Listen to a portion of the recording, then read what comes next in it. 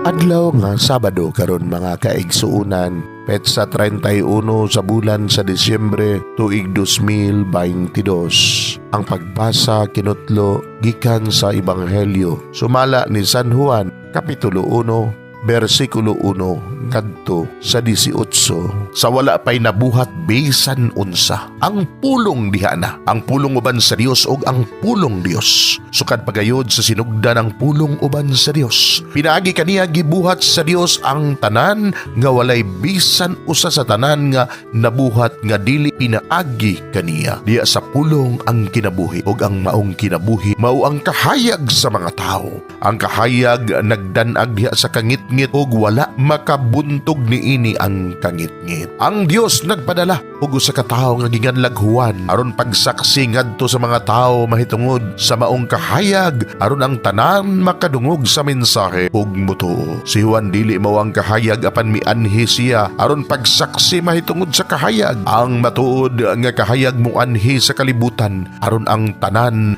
madanagan sa kahayag. Ang pulong dinhi sa kalibutan, pinaagi kaniya gibuhat sa Dios ang kalibutan apan ang kalibutan wala muila kaniya. Mianhi siya sa iyang kaugalingong katawhan apan wala sila mudawat kaniya. Apan kadtong midawat og misalig kaniya, gihatagan niya sa katungod nga mahimong mga anak sa Dios. Nahimo silang mga anak sa Dios dili sa tawhanong paagi o pagbuot. Ang Dios mismo mao ang naghimo kanilang iyang mga anak. Og ang pulong nahimong tao ug mipuyo uban kanamo, puno sa grasya ug kamatuoran. Nakita namo ang iyang himaya. Ang himaya nga iyang nadawat ingon nga bugtong anak sa amahan. Misaksi si Juan mahitungod kaniya ug misinggit. Siya ang among gipasabot sa akong pag-ingon. Siya nga moabot sunod kanako, labaw kanako, kay diha naman siya sa wala pa ako mataw.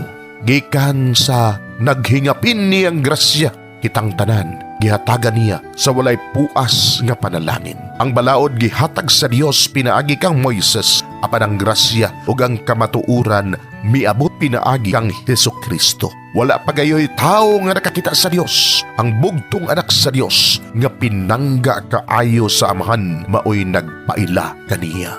Mga igsuon, ang Ebanghelyo sa Ginoo, dahigon ikaw o Kristo.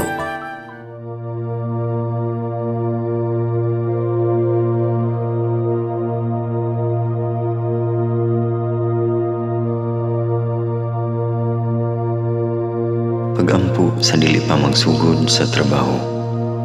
Magampo kita sa ngalan samahan sa Anak ug sa Espiritu Santo. Amen. Langit no namong Amahan, sa among pagsulod nining trabahoan, among gidala ang imong presensya uban kanamo.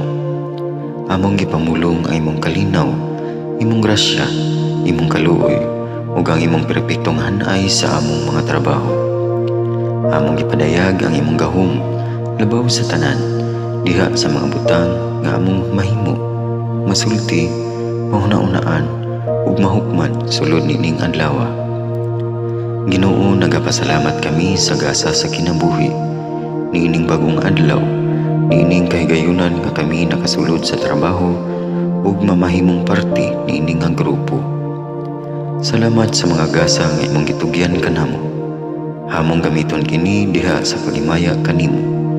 Hatagi kami sa kusog ug kadasig sa pagbuhat sa among mga trabaho. Panalangini ang among mga proyekto, mga ideya ug kusog aron sa ingon bisan sa pinakagamay namong mga kalampusan, magahatag kini sa imong himaya. Ubani kami Ginoo sa among pagtrabaho nining adlaw. Puna kini nga lugar sa inspirasyon ug kusog. Tabangi kami nga magtrabaho isip usa ka grupo nga mapakita sa usag-usa ang kamaayo. Himuha kami nga maayo nga makabot namo ang mga butang nga kinahanglan namong buhaton. Himuha kini nga lugar nga puno sa kalipay ug panagihigalaay. Ug kamong gaway ug kalinaw ang mapatigbabaw niining dapita. Ginoo, kung kami anaa sa kalibog, giyahi kami. Kung kami muwadaan sa kadasig ug paglaom, dasiga kami. Himua nga ang trabaho nga among gihimo ug ang paagi sa among paghimo niini makahatag unta kini og hugot nga pagtuo. sa tanan nga among mahimamat karong adlaw. Panalangini ang among mga pamilya, among Pinoy-anan, among nasod.